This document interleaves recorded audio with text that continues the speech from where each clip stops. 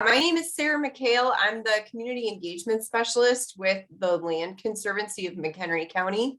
We are a nonprofit land trust here in the county, but before we dive into all that, tonight what we're going to be talking about is converting areas of lawn into native habitat with seed. And why? Why do we care about this? Basically, we have a lot of lawn in this country. There's a lot of surface area, 40.5 million acres of lawn in this country. Lawn, as you can see from that graphic on the left there, covers the most land area out of any crop that requires irrigation. It's a lot, okay? And as we know, lawn requires fertilizer. A lot of people like to treat weeds in their lawn. You need to mow it. Some people water their lawns. There's a lot of input that goes into it. So we're going tonight to talk about some ways to cut down on the amount of lawn that you have. And the graphic on the right there just demonstrates the root structure, the vast differences in root structures between non-native plants, which are plants that haven't grown around here for thousands of years, versus the root structures of native plants, which are plants that have grown in a certain region for thousands of years with no human intervention. Those roots make them really drought tolerant. It makes them able to reach levels and reach different kinds of nutrients and minerals and things, and it just makes them really resilient. Unlike the circled one that says fescue turf right there, that's your lawn, okay? You, as the landowner, can make the big difference. 85% of the land east of the Mississippi is privately owned, all right? So you can make the difference, definitely, in being able to put together a vibrant, biodiverse habitat in your yard. Okay, let's move on here. All right, so we're going to be talking about converting your lawn to, I'm calling it a meadow. That's just kind of a, whatever, it's a prairie, but a meadow implies kind of a shorter plant palette, all right, which is a lot of times more appropriate for backyard habitats. So Land Conservancy, we're a nonprofit land trust located about an hour northwest of Chicago. We operate in McHenry County since 1991. If you're not here in McHenry County, you can find your local land trust by just visiting findalandtrust.org and typing in your zip code. What we like to do as a land trust is preserve and take care of land and assist the private landowners who want to do the same thing. So I'm going to talk about some of our programs at the end, but we also work with landowners who want to put conservation easements on their property to preserve them forever. And we support them in doing that. On our YouTube channel, we've got a bunch of our webinar recordings on there as well, having to do with all different instructional topics. We rely on volunteers, on members to do the work we do, just like all land trusts. All right, so let's get some terminology down tonight. We're going to be talking about the one on the right, seeded native habitats, meadows, prairies, whatever. I'm going to be focusing on full sun habitats, but this same process can definitely apply to shade and part shade areas. You just use a different seed mix, okay? And it's not technically a prairie when it's in the shade. It's a woodland usually, or savanna. The seeded process is going to work best with areas that are, say, at least 1,000 square feet, which really isn't that big. Versus on the left there, the native plant garden. That's like a small space, okay? Definitely less than like 500 square feet. And that's going to usually be created not with seed, but with live native plant little plugs of various sizes. And it's kind of a designed a design where you place plants in certain locations, and it's a different maintenance regime or management regime than what you do with a seeded area. So we're going to be focusing on the seeded things tonight. On our YouTube channel, we've got all kinds of like plan your native plant garden kind of things too. All right, so step one to creating a seeded kind of meadow area. And you guys, if you have less than 1,000 square feet to do this with, like, that's okay. You can do that with seed still. First step is making a plan. So know what your local rules are. So if you live in a neighborhood with a homeowners association, know what the rules are. What, like, is there a maximum plant height? You know, do you have to avoid putting plants within 5 feet of the street? Like, just know whatever the local rules are for your particular area and follow them. There are native plants for every situation, pretty much. All right, so don't feel like you can't do something because of that. I say stare at your yard. So think about the ways you use your yard. I like to use an aerial photograph for that. This is an aerial photo of my yard here. I've notated where the underground utility lines are. So I am not going to be planting stuff there because ComEd has dug that up twice in the last 10 years to get to underground utilities. So know where that kind of stuff is. Maybe notate in your yard where your kids or grandkids or whoever need a big open space, or your dog to like run around on the turf grass. Perfect. Leave that lawn grass there.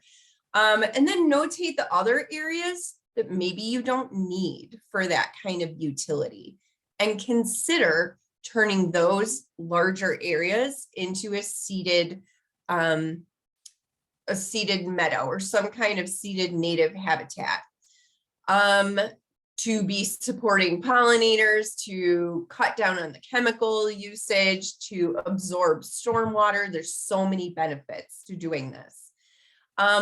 Think about where are you using, like, where do you need walkways for, you know, utility purposes, for lawnmowers, to get a wheelbarrow through, things like that. Leave those as turf grass, those high traffic kind of areas. And then another thing to consider, and I'm going to show you guys pictures of what this looks like. It could be a little bit rough looking for the first year or two. Okay, so where are you okay with that happening? And that's just totally up to you, whether it's the front yard, whether it's the backyard, wherever it is. All right. Today we're going to be talking about the meadow situation, which is generally going to be more than 5 hours of direct sun in the summer. All right. So I'm not talking about right now when there's no leaves on the trees. I'm talking about like in July between 9 a.m. and 5 p.m. Do you have more than 5 hours of direct sun? If yes, you can use a full sun seed mix. If no, it's all right. You can use either a partial sun seed mix, or if you've got less than 3 hours of sun, you can use a shade seed mix too. This generally is going to work for dry to medium moisture areas. If you have areas where sometimes it's super wet for like 4 days and it's like water, and then it dries up for 2 months, there are native seed mixes for that situation as well.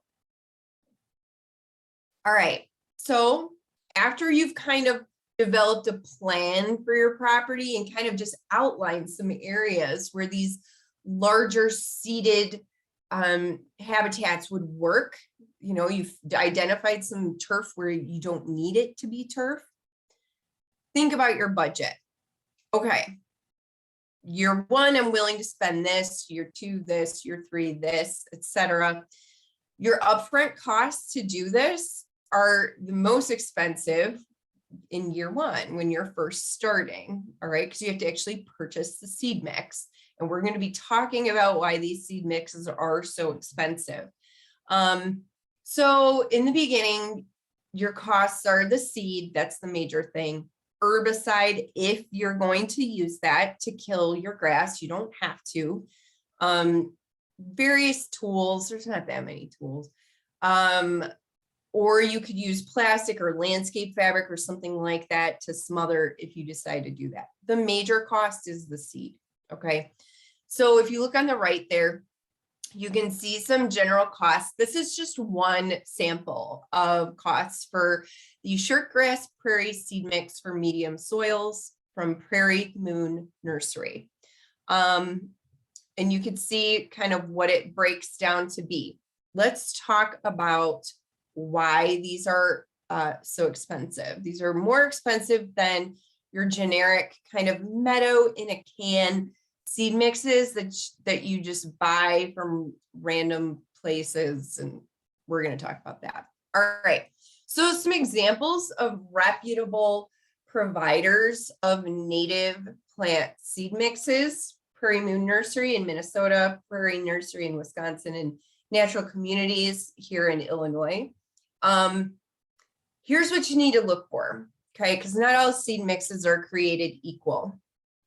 First, you need to see the component list. What is in the seed mix? What plants? Even better if they tell you the Latin name. So cool. They listed the common names too, but then the Latin name is very helpful to you. You don't need to know how to say it. You don't need to know what it means. But what you could do with that Latin name is copy and paste it into your Google search bar. So Allium stellatum in your Google search bar, and then you can put the words BONAP, B-O-N-A-P, after that, and it's going to take you to this native plant website where it's going to give you down to the county level exactly where those plants are native to. Awesome. All right, so that is it doesn't work as well with the common name, because common names, there's like 5 million common names for every plant. So use that Latin name to your advantage. Don't be afraid of those. We recommend that you stick with plants that are like native to within 100 miles of you as much as you can. All right, and why do we recommend that? The pollinators that live near you, they're going to recognize them and know what to do with them. No, yes, I can eat these. Yes, I can get nectar and pollen from these and that kind of stuff. Perfect. They're also going to be adapted for your climate. So the amount of sun you get, the amount of moisture you get, when it gets cold, when it gets hot, when maybe we have a freeze, all those things within 100 miles of you are generally going to fall within that, okay? The other thing I like when seed mix companies do is they list the percentage by weight of the components, all right? So you know what you're paying for. Perfect. I like to look through these seed mixes, and as you start to learn about it, you're like, oh, that's an annual, or that's a biennial, or that's a perennial. And to know, like, perfect, I don't want a seed mix that's got like basically all annuals in it. Those are going to fade out after a year. Why do I want to pay money for that? Right? With this kind of seed mix, this is for the long haul. Okay. This is for like decades that these plants are going to persist. What else do I like here? So you can also choose seed mixes that are going to be low growing, and in native plant world, low growing means under 4 feet. All right. So you can, like, this one's called shortgrass prairie seed mix. These plants are generally going to be under 4-ish feet or so. This particular seed mix is one of my favorites. I love this one. I have this one in my yard. What else? Some nurseries will customize a seed mix for you. If you're like, hey, I don't want purple coneflower in there, I want it to all be pale purple coneflower. Sometimes they'll switch that out for you at no cost. They can't do it for every seed mix, but for some they can. Now, why I always check the native plant component list is because, especially for backyard habitat seeded areas, I want to avoid certain super aggressive native plants as well. And I listed them out there in the bottom left, Midwestern native plants to swap out and avoid. So in my yard and in most yards, if you're going to be less than like 10 acres or something, I'm going to recommend that you avoid things like big blue stem, Indian grass, pale Indian plantain can be really aggressive, especially in loamy soils. Prairie sage, cup plant, these are extremely aggressive and will dominate your planting over the years. And what we're trying to achieve is biodiversity, lots of different kinds of plants to support lots of different kinds of life, not a big blue stem, 8-foot tall grass monoculture, and that's all you have there. Okay, so I avoid seed mixes that have those plants in them. The other trick that we tell people to do for fall sun is to add a black-eyed Susan cover crop to your seed mix. And I'm going to show you pictures of why, but generally a pound an acre is a pretty good ratio. It's cheap, it germinates right away, and it's really pretty. Those are pretty much the reasons why we suggest you add it on top of whatever is in the seed mix. Okay, just makes people happier because seed takes a long time to like see results. All right, so we're avoiding the gimmicky seed mixes that don't use native species, but their marketing make it sounds like they are. So this is just a sample, and I'm not going to call the company out, but this is a sample of one from the internet with a simple Google search. When you Google like Wildflower Meadow seeds, this is the one that comes up.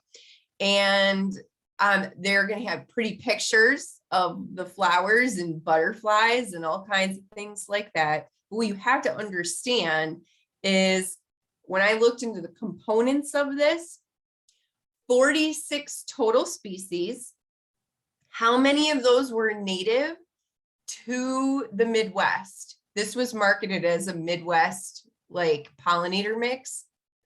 2 of them. 2 native species out of 46.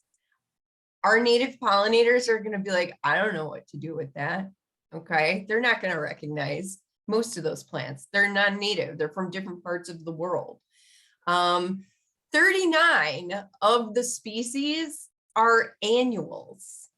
They're going to grow for a year and then they're going to fade out. They're going to seed around, but they're just going to fade out over time. The same with the biennials. Okay, why do you even want to spend any money on that and waste your time on that? Okay, don't fall for it. Look at the component list. Just start, and you know, a lot of them you can tell just by looking at the common names. Like one of the common names in here, oh, I didn't write it down, was some like whatever Russian blah blah blah. Obviously that is not a native plant. Okay, so just start Googling, you know, the Latin names with the words native range or bonap after it, and you're gonna get your answers pretty fast. So be an informed consumer. Okay, so you've chosen your area of where you want to do this. You've looked into the seed mixes that are going to be appropriate for you. And it's time to lay out your area to seed. I like to do that with like a garden hose or a couple garden hoses. And I delineate my boundaries that way, and it's easy to move. So I'll put my garden hose out and then I'll step back, you know, however, I'll go like stand on the deck and look at it and be like, am I going to be okay with this? I'll like look out the kitchen window at it and imagine, like, is this what I want to see from here? Is this going to work? We'll run our lawnmower around the edges. Make sure, is this going to be easy to mow around? Am I making anything more difficult. I don't want to do that. I don't want to make things more difficult with this. I'm trying to simplify and have less maintenance with this process. Okay. So I like the garden hose for that. You can also use like the marking paint, flags, whatever. Don't do like exact rectangle areas. Try to do some nice natural looking curves, and know that you can start small and always add on to this. All right. So then after you've laid it out, you need to kill the existing vegetation. All right. And you have 4 different choices on how to do that. And you got to choose what's right for you. And I've done basically all of these. Okay. And there's pros and cons to all of them. You can use a sod cutter and cut the sod out. You can smother, and we're going to go over what that means. You can herbicide to kill the existing vegetation, or if it's a really sparse lawn with like a lot of bare soil showing, you might just be able to seed right into that. All right, let's talk more about what each of these options entail. So killing your lawn grass with smothering. If you've got just lawn grass, okay, like that's pretty much all that's in there, this version of smothering is a viable option with plastic, landscape fabric, newspaper, cardboard, whatever you've got laying around. We recommend that you smother for the whole growing season, okay, April through October. The reason for that is because there are different kinds of weeds that germinate at different times of the year, and you want to smother all of them. All right. Don't be like me and only smother for 1 month in the fall. I made mistakes, definitely, and that was one of them. And the reason I did that is because I just wanted to get started and I didn't want to wait. So I paid the price and didn't totally kill my lawn grass, and you'll see some pictures of that. Wasn't a huge deal though. So what you do, mow your lawn grass super short and then cover it up with whatever material you're going to use to cover it up. Weigh it down a lot, okay? Because it gets windy. So just weigh it down with like cinder blocks or whatever you've got laying around. If you're being technical about this with the smothering, you're going to open up that plastic every, say, 6 weeks or so, and you're going to open it up for 1 to 2 weeks. The reason why you're doing that is because you want the weeds, the seeds that are down inside the soil, to then be exposed to light, and you want them to germinate and grow, but you do not want them to make seeds. So you let the little weeds kind of, get rid of their energy and grow. But then when you see a flower formed after like a week or 2, you cover it back up. Okay. And then you repeat that process in 6 weeks. Let the next round of weed seeds germinate, cover it back up before they make seeds. Okay. I didn't do that. This is what you should be doing. I only smothered for like a month, and I had a ton of weeds in my seeded original section of Seeded Lawn Prairie in the beginning, and it was a pain in the butt. All right. So avoid that. And you can either, if you're like, I don't want to open up and close it, I don't want to do that, fine, leave it closed. Do what works for you. I'm just giving you like the technical way to do it too. Here you go, weigh it down. The wind just blows it everywhere, and that's not fun. Try to use something that's not going to have holes poked through it. Like really thin material will get just holes will poke through it super easily. And then moisture gets in there and sunlight gets in there. And like you're going to have a little patch of grass right there that's totally not dead. All right, this is what it looks like after a smothering for only a month. This isn't like, I don't know, I smothered in like October, something like that. And so this is probably in November. And it did start to kill at least make the grass kind of brown. Just to give you an idea kind of what it looks like, you can see on the right picture there, the yellowish grass versus the green grass that hadn't been smothered. Okay, so the other option that is kind of like smothering, if you have a site that isn't just lawn grass, if it's a bunch of nasty weeds, we call them like persistent perennial weeds,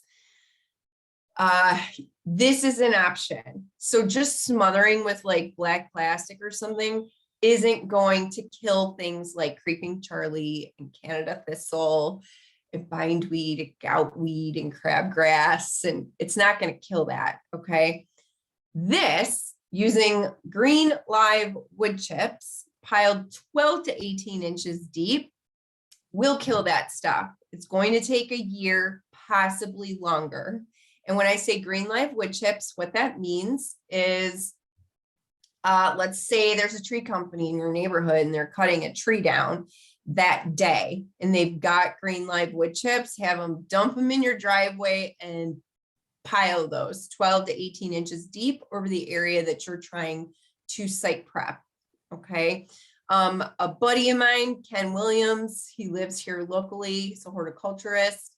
On his YouTube channel, Ken Z. Hort is his YouTube channel. He's got a great video on this topic called Prepping a Difficult Site. And this picture is actually, I think, from his yard, where he is using this to kill some nasty stuff in there. And it's time. Time is what you're using. So basically the weeds, they grow up into the middle of the pile there and they're expending energy. Okay, you want them to be able to grow. Don't put a layer of cardboard down. You want these weeds to grow into the middle of that pile and they're kind of cooked in there and they're expending energy at the same time. And then that root, maybe it's going to try again and it's going to try again. And that's why you need this depth, and it doesn't work with normal mulch. You need the green live wood chips in order for this to truly work. And this is for those really persistent, nasty, hard to deal with weeds. Okay, another option for killing your grass is herbicide. And, you know, I'm not here to like argue with people about whether or not they agree with using herbicide. This is a picture of me using herbicide. I've done all of these methods. There's pros and cons to all of them. The herbicide that we're recommending you use to kill your grass is 3% glyphosate. You don't have to use it if you don't want to, but I can tell you that this herbicide out of all of them resides in the soil for the least amount of time. So it's really going to be the least the least damage, all right, of a lot of different things. It's pretty much out of your soil within like a week, something like that. So if you're going to use herbicide, we recommend that you do it 3 different times during the growing season. Ideally, you could probably get away with 2. I think I only did it twice, but ideally you're going to do it 3 times, 4 to 6 weeks apart or so. So there's like an example timeline on the screen there. Use a backpack sprayer, read all the label instructions, be safe doing this. You notice I have long sleeves, long pants, boots on. I've got rubber gloves on that are impermeable. Nothing can get through them. I'm wearing a head net just because there's like a million mosquitoes around me. This is July. It was like 95 degrees out when I was doing this. Lots of fun. So yeah, just be safe about doing it. If you don't feel comfortable using an herbicide, then use one of the other methods. Now, here's the thing about glyphosate.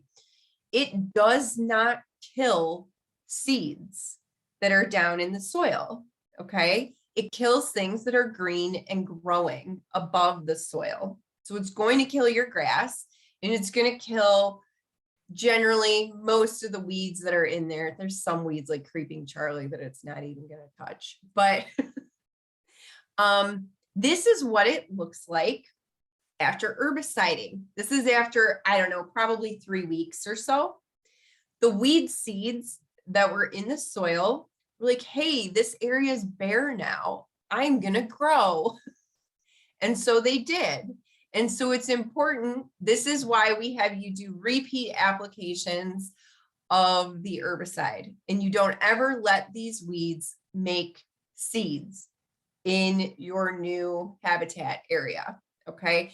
All of this site prep stuff I'm going through is the most important part of setting yourself up for a successful seeded native habitat. Okay. The amount of time that you spend prepping the site is going to set you up long-term for long-term success. All right. Now, this is the fourth scenario for prepping your site. Maybe you've just got like really sparse lawn. All right, where at least 50% of it is showing bare soil. If that's the case and your lawn is just like super weak, you probably don't really need to do all these site prep things, and you can just seed, you can just seed right into this situation. Yeah, you're going to have some long grass persist through the years, but what I have found is that eventually, and I burn my area, we're going to talk about that, so that's helping to kill the long grass over time too. But you get native plants just kind of like growing all around it and stuff, and it's not a huge deal. All right, so mow it super short, whatever existing lawn you do have, and you can seed directly into it. And when do you seed? So we recommend that you spread your native seed whenever you can, anytime between like October, November, and February. All right. You can stretch it into March or even April too. But it's like when you have the time to get out there. Tip, if you're going to be snow sowing, so that means throwing your seed down over the snow, like flag your area before the snow falls. So you know, because you're not going to be able to see where is the grass dead and where is it not dead. Just flag it so you know where to spread your seed. And you've ordered your seed mix and it's just like sitting in these bags in front of you. What do? These reputable nurseries are going to give you instructions on, these are the small seeds. They need to be mixed this way. These are the big giant seeds. They can be mixed this way. It's extremely simple. You don't need any fancy materials. Things that you have in your kitchen will work, okay? Or like a bucket or something, like not a big deal at all. I like to split my area to be seeded into quadrants or into 8s or 12s, depending on how big your area is. I divide it up with like flags or sticks or whatever. And then I divide my seed mix up into 4 or 8 or 12 buckets equally. Okay. So that I don't end up with like all my seed mix in one quadrant. You can either mix all the seeds together if you want to, or you can have certain species separated out if you want to do some like fun designy kind of drifts of the same species through certain areas. You can do that too. Do you need to use a filler? So a filler is just like any material that the seed itself is going to bind to, because a lot of these seeds are super tiny. All right. And you don't have to use a filler. I've done it both ways, but you can. Some examples of fillers are vermiculite, rice hulls, leaf mulch, sawdust. You can buy a filler, or you can just use, if you've got sawdust or leaf mulch or something, you can use that too. And so what I'll do is I'll just like have my seed mix in a big wheelbarrow or big bucket or whatever, and I mix it together with the filler.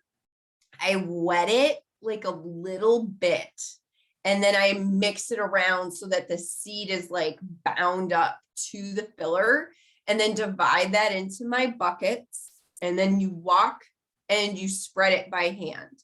You don't, native seed is not going to work with like your normal seed spreader, like thing that you have for grass seed or whatever. It's not going to work with that. Some of these seeds are real big. Some of these seeds are powdery fine. Okay.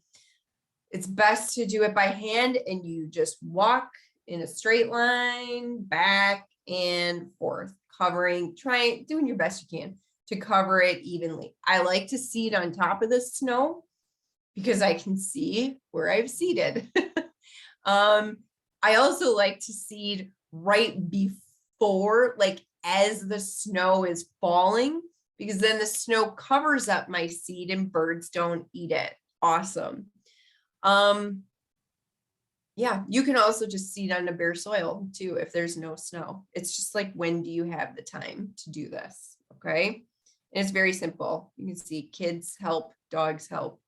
If you're on a sloped area, if you kind of like really step on the seeds after you spread it out, it helps to step on them. That just helps them like stay in place and not just all run down to the bottom of the slope. All right, so let's look at some pictures of what this process looks like. Year one after seeding. All right, so you can kind of see out where the dog is in that picture. My dog photobombs all the pictures. You can see where it's like kind of bare and patchy looking, and it's just really short vegetation. That's the year one seeded area. There's like a more mature area behind it, that real tall vegetation. That's a probably year 4 area or something like that.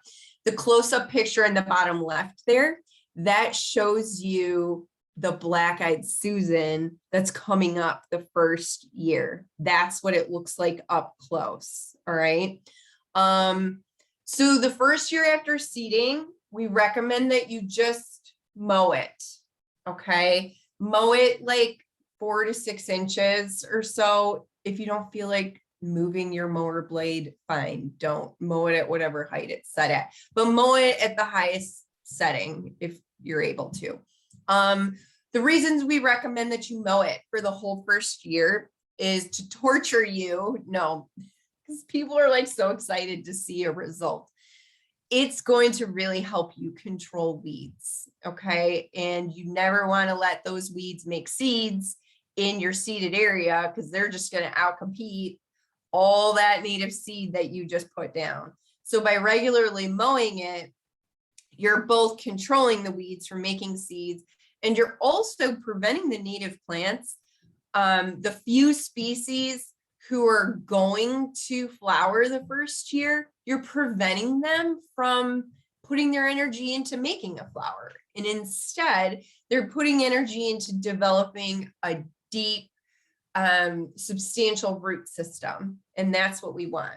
So with these properly designed seed mixes, there's plants to occupy different spaces under the soil in different ways.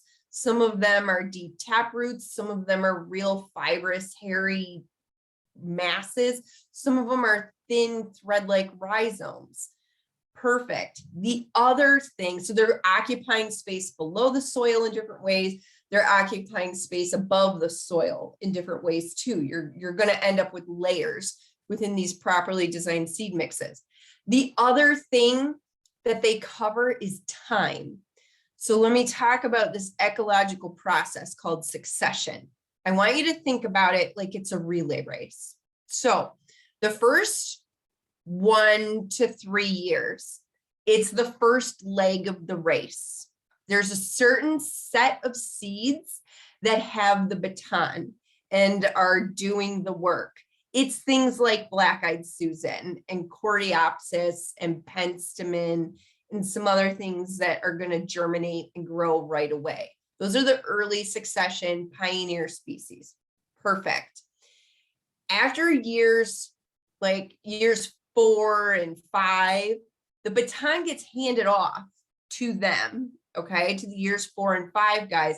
And it's a new set of species that's going to grow. It's a little bit higher quality stuff, okay? And then years like 5 plus, the baton gets handed off to them. And there's an even higher quality of species that's going to grow. Now, let's say that dog in that picture right there runs through and creates a big soil disturbance. Like, let's say he digs holes or something. Or let's say a big rainstorm comes and a big channel is cut through in year 6. Well, guess what's going to happen? That relay race, that baton from year 6 is going to be handed back to the year 1 plants. All right. Those seeds are just sitting in the soil. The black-eyed Susan is just sitting in that soil and it's waiting for a disturbance to happen. Then it grows. And in that spot, the relay race starts all over again. If you do not have a properly designed seed mix with all of these legs of the relay race represented, then you're going to end up with holes in time. And guess what's going to fill that? But weeds.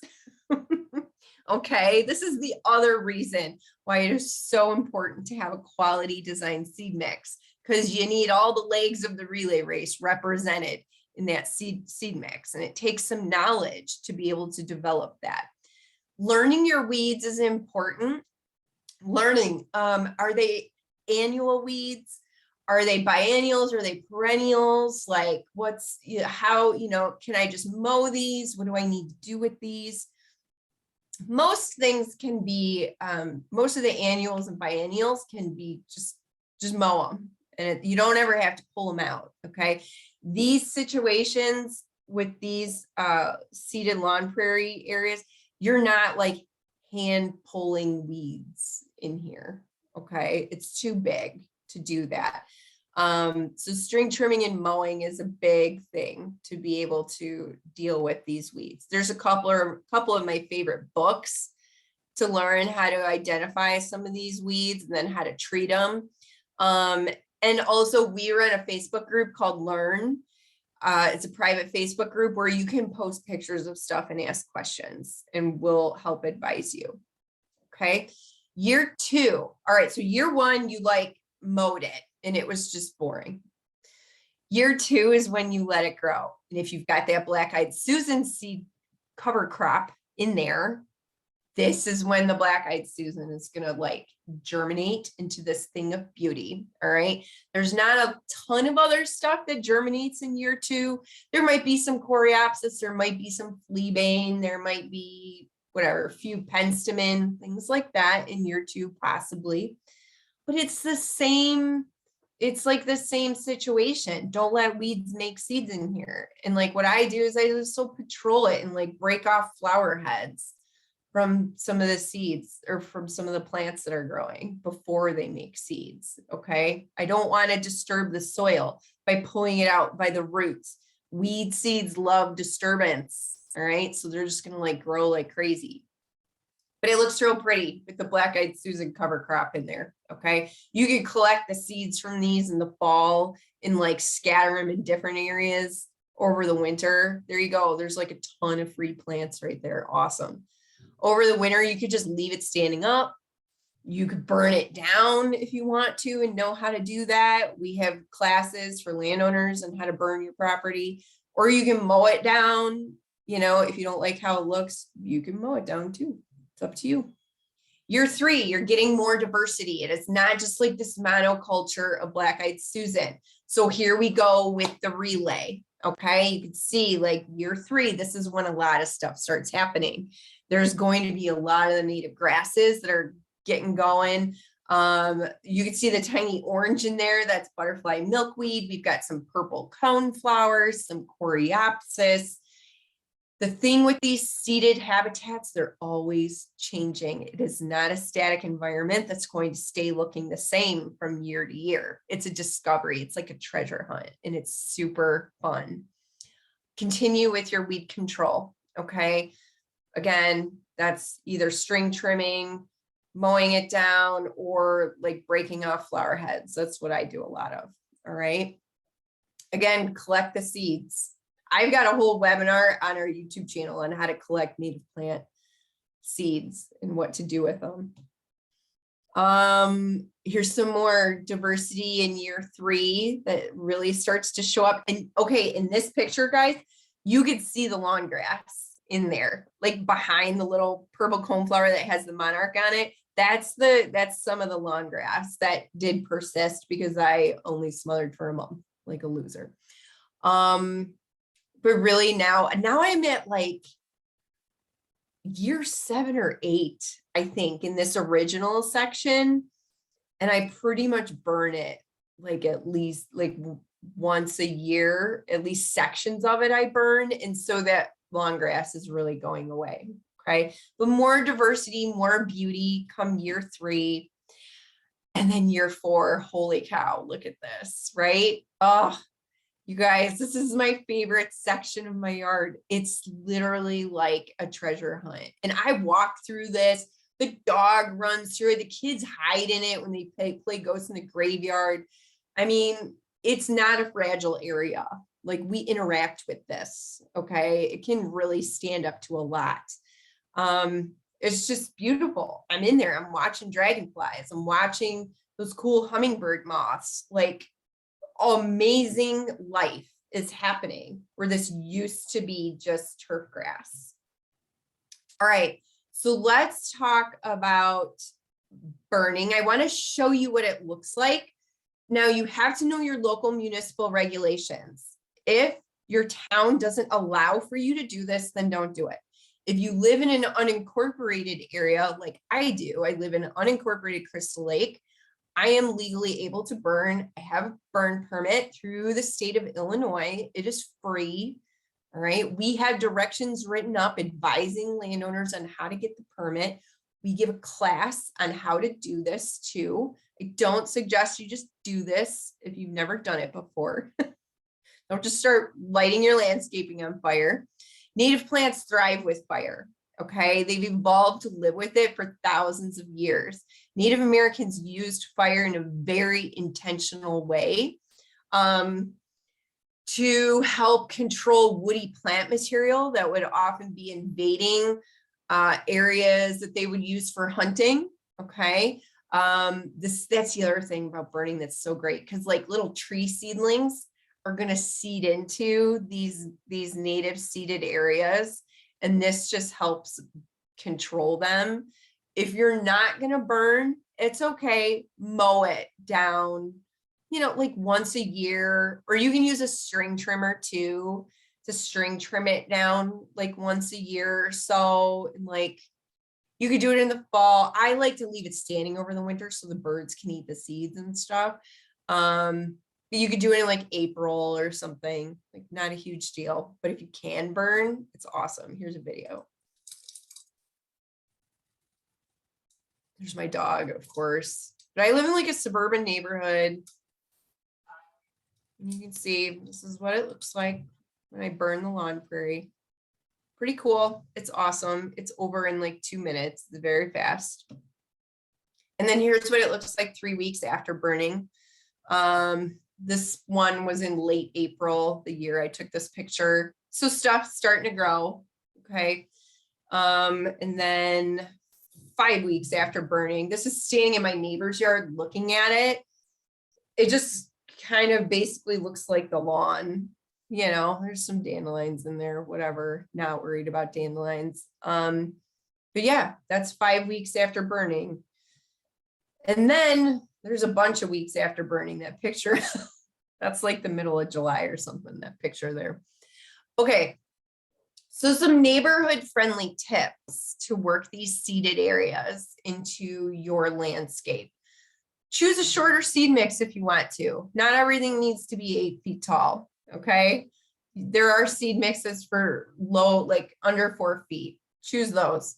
Avoid those aggressive native plants that I talked about in the beginning. The cut plant, whatever the other ones were, big blue stem Indian grass, pale Indian plantain. There was probably some other ones. Don't ignore native grasses. They're gorgeous. and they're going to make this area look very beautiful over the winter. All right. And they're ecologically extremely important. All right. Tons of pollinators actually end up using them. Their root systems are really fibrous and hold the soil in place and really help block out weeds really nicely too. So don't be swayed only by the pretty flowers. Flowers are great, you know, but the grasses really set the foundation and stage for the whole year. Depending on your neighborhood, maybe this isn't, you know, right for the front yard. You could still have native plants in the front yard. Maybe it's just a garden. It's not just like a huge seeded, wild, crazy area, you know. You could just do like a low growing native plant garden. You could do everything under a foot if you wanted. There's tons of plants that grow like that. Keep your edges mowed. A turf grass, lawn grass border around this that's mowed, it looks nice. It makes it look intentional. Okay. So it's a cue to your neighbors, like, hey, I'm not just being lazy. I'm not just like letting this grow because I don't feel like mowing or whatever. Like, this is intentional. The other thing that helps signify that is a sign. And there's all different signs you could buy. We run a program, a consulting program called Conservation at Home. And this is done in other counties too. This was started by the Conservation Foundation in like Kane and DuPage and Kendall and Will counties. But basically we come to your house and we do a site consult for you and make recommendations on how to do this or how to do native plant gardening or how to restore your oak woods or your wetland or whatever the situation is, the ecological situation. We do consulting for that. And then if you've got some native plants in your yard, you get a sign. Cool. It's a purely symbolic sign. There's no like legal designation to this sign. Okay. It's a great way to talk to your friends, neighbors, whoever, about the power of putting this in your yard. And if everybody had a pocket of these native plants in their yard, the pollinators that can be supported, the stormwater that can be absorbed by these crazy root systems, the cutting down of chemicals that can happen when you don't have to like treat your lawn with fertilizer and treat the weeds and all the other things, water. Like, you don't water this. We had a severe drought last year. Okay. I didn't water any of that out there. Things were shorter. Absolutely. Because it was an extreme drought last year in 2021. I never watered it. Okay. Everybody else is like watering their lawns and stuff. All right. So anyway, incorporate a sign, whatever, some kind of structure, a bird bath, you know, all the things. They make it look intentional. Control those unsightly weeds. A, they're ugly, you know, B, they're just not ecologically good for your native seeded area either. Share the seeds with your friends, to share the native plant seeds with your neighbors. It's a gesture of goodwill. Okay. And start small. You can always add on. That's what we did year after year. We just kept adding it onto it and making it bigger. This is what it started off as. All right. Just like open lawn, this whole section that we never used. We were never up there. It's just large area to mow. And then this is the after of what it looks like in the summer. Okay. And here's what it looks like in the winter too. I think it's really cool. All right. Here's a bunch of resources for native plant seeds, books on the subject. This particular book, Garden Revolution by Larry Weiner and Thomas Christopher, really focuses on doing this from seed. Okay. It's a great book. I've read it multiple times. Every time I read it, I feel like I learned something new. And then a bunch of websites for you. Okay. So with that, I am going to open it up for questions. So Katie, do you want me to scroll through the Q&A? I can do that. Sure, Or do you want whatever's to ask? easiest for you. All right, I'll just scroll through it. There's Devin wants four to so know. far. Yeah. So Devin wants to know, does my yard need to be a certain size? No, doesn't have to be. You can do this. The minimum that I would do for a seeded area would be 500 square feet. All right. And that's not that big at all. All right. Most yards you're able to get at least that. Ideally, you've got at least 1,000 square feet to dedicate to this. If you're less than 500 square feet, do it with plugs, do it with actual live plants. The reason for that is because you can make it look more intentional and designed kind of with plugs than with the seed mix, where it's just kind of like mishmash of plants all together. All right. Joseph, great question, Joseph. Do you recommend planting over a septic field? Yes, I do. So don't plant trees and shrubs over a septic field, but native plant like flowers and grasses and sedges absolutely can go over septic. The thing with septic is your actual, like where the pump, the tank is, like the little output where they go to actually pump it. Make sure that's accessible. So don't have that be like full of crazy plants right there. So maybe you leave that part turf grass around that.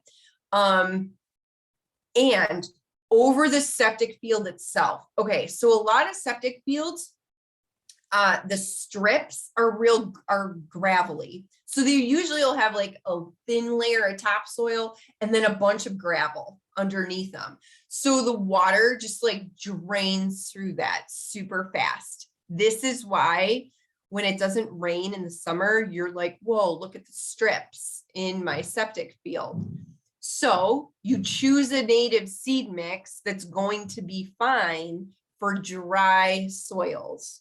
Some of these nurseries like Prairie Moon and Prairie Nursery have seed mixes specifically for over septic fields.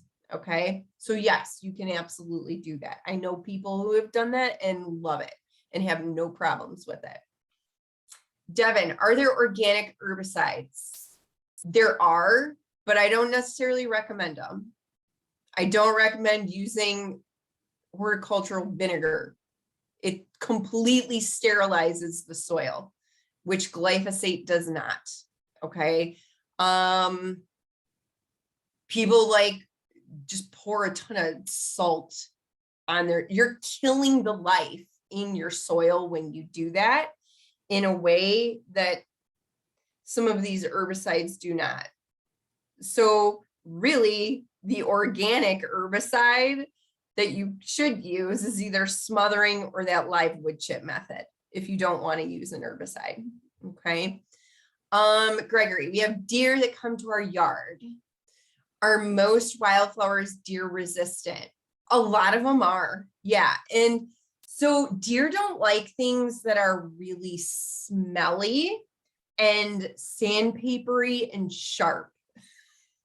And a lot of native prairie wildflowers are those things. Okay. I get a ton of deer that come through my yard and I don't know, they don't even really bother the seeded area at all. If they do browse in there, it's honestly so dense that I don't even notice it. Okay. But things that are smelly are like things in the onion family, things in the mint family. Okay. And there's a lot of those in native plants. They don't even touch those. The grasses, they don't even touch them. There's a ton of native wildflowers that are super sandpapery. Like their texture is really rough. They don't even touch them. Okay. So I don't really worry about deer predation in these seeded areas at all. Scott, does your mix attract bees, monarchs, and hummingbirds? Oh yeah. Super cool. Okay. So those are the pollinators I want to attract. Yeah, absolutely. So any native seed mix is going to contain wildflowers, right? And all of our pollinators, like the monarchs, the bees, hummingbirds too, are attracted to those different kinds of wildflowers.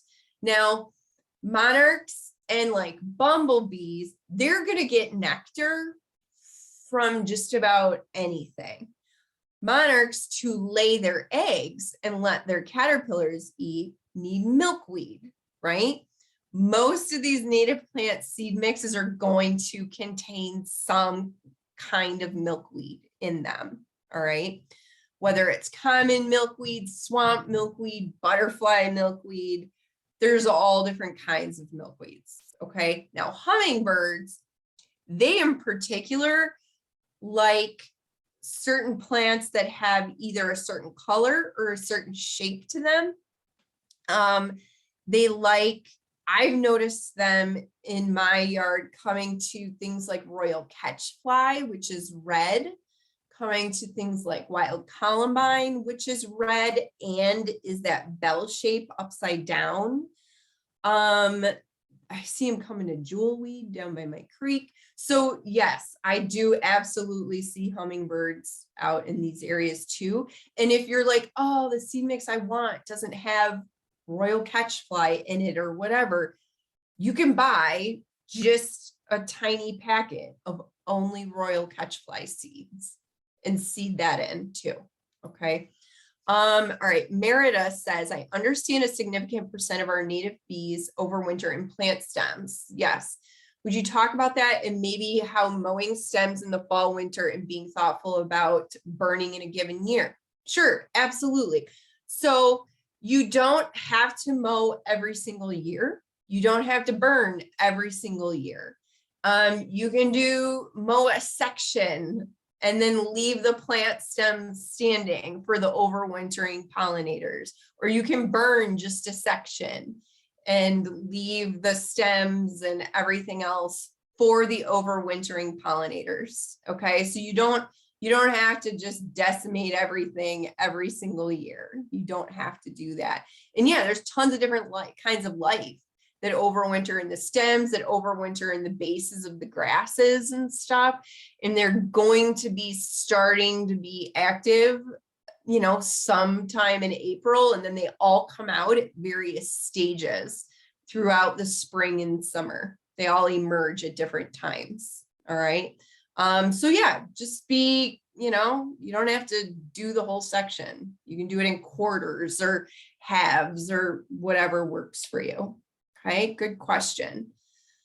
All right, I'm gonna look in the chat super quick. If you want to schedule a site visit with me, just email me and we'll set something up. The fee is, if you're a member of the Land Conservancy, it's $35 if you're a member. If you are not a member, it is $75, and that includes a 1-year membership to our nonprofit land trust. Which gives you like a discount if you buy plants from us during our plant sale, which is going on right now on our website. You get to come to like some of our member only events. Like we do a seed sharing event for our members in the fall. Okay, so membership in a land trust is great for you, but it's a huge support for us too. Okay. Let me see if I can find, oh, thank you, Katie, for posting Ken's YouTube thing. You're welcome. We do have one more question in the Q&A as well. It just popped in. Okay. Yeah, so my email is on there. So I think I just answered that, how to contact me for a consult. I do them here in McHenry County, and I have like a trained team of people that do them with me too. If you're not in McHenry County and you want a consult, just email me and I'll connect you with the correct group that's doing it in your county. Thank you very much. Okay, perfect. Let's look at the Q&A. Will the non-aggressive seeds ever migrate into your lawn? Oh, Michelle, good question. They do. Yeah, they migrate into your lawn, but you're mowing it. Like you're mowing your lawn. So you don't even notice, honestly. Like I don't. And I mean, if if you're gonna be really, if it's really important to you that your lawn only stays lawn grass, yes, they're going to migrate into your lawn. And if you don't like that, you can control that with herbicide, or you can just mow your lawn like normal, and you're just going to be mowing the plants down. And yeah, it happens in my lawn and I don't care. I just mow it. And you visually, you don't even notice it.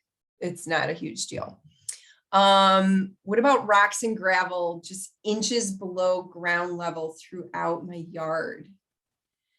So Joseph, are you in a super gravelly part of a county, like areas of McHenry County that are super gravelly, like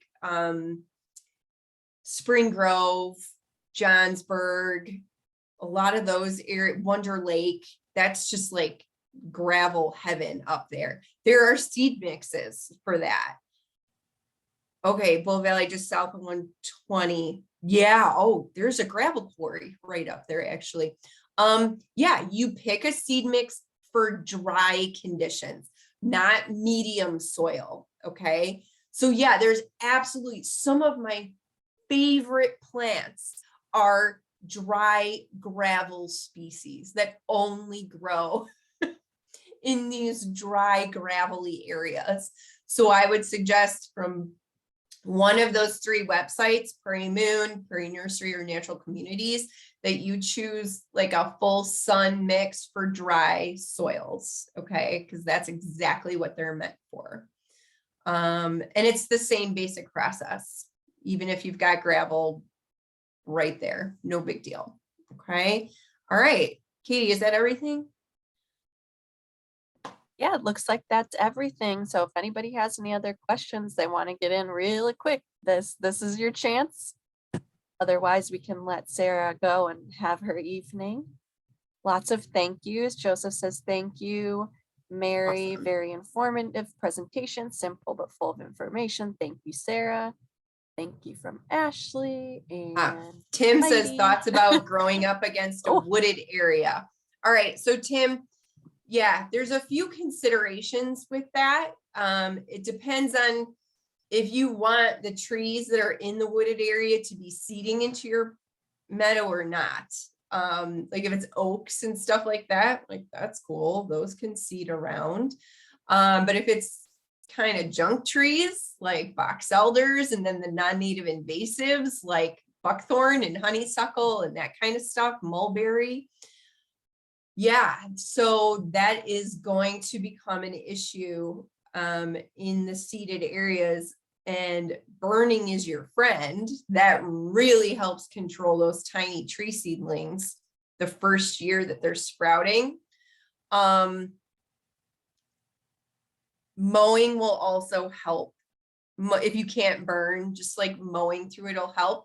If you're doing it up against a wooded area and you're not getting at least 5 hours of direct sun, choose a part shade mix. So like Prairie Moon and the other two too, they have like short grass savanna edge mixes. I've used some of those in my yard where I'm doing this up against a wooded area too. And like they have seed mixes for those kinds of light conditions as well. Merida wants me to reassure that hummingbirds also eat lots of insects, and the kind of insects that will visit your native plants, I can't even name all of them because I don't even know the names of all the insects, but it's like a variety of everything. Beetles, gnats, flies, bees, butterflies, dragonflies, damselflies. Yeah, they're all visiting. Okay. And yeah, hummingbirds do eat a lot of insects too. I get all kinds of birds that swoop through and eat different kinds of bugs and stuff. So yeah, definitely lots of different kinds of life are being supported by all these different kinds of plants. So I think, okay, Sharon's got sandy soil. Yup, Sharon, you can use that dry mix too. Okay, a lot of the generic dry mixes are fine for sand or gravel. Okay, as long as it's dry sand. If you've got wet sandy soil, that's a different mix. Okay, but if it's dry sand, then yeah, just use the dry mix. Okay. And if anybody has questions or you want to do a consult, just email me. Okay, and we can chat and set something up.